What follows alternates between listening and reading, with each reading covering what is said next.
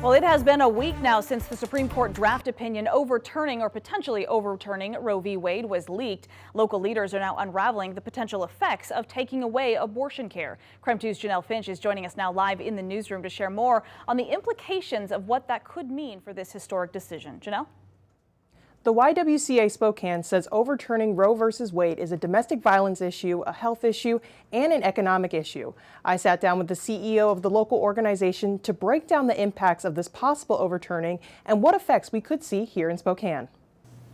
When you walk into the YWCA Spokane, one of the first things you see is a portrait of Ruth Bader Ginsburg as a representation of justice. Justice is one of the organization's 4 pillars for empowering women and supporting communities. A statement from YWCA USA in response to the draft opinion states in part, quote, "For more than 50 years, YWCA USA has supported the reproductive freedom of all people to make fundamental decisions about whether and when to have children," end quote. YWCA Spokane CEO Jeanette Hauk says the economic impact of taking away abortion access goes beyond just the person seeking care.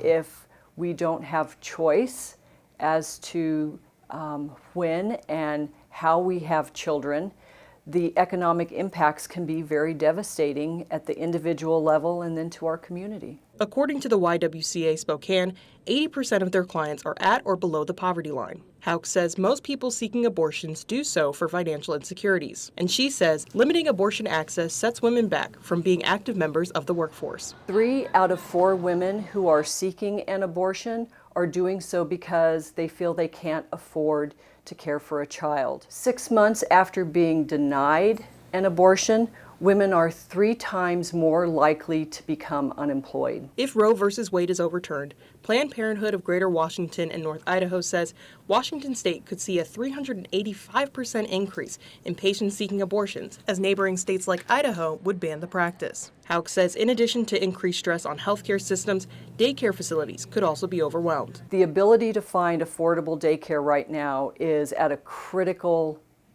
point in Spokane.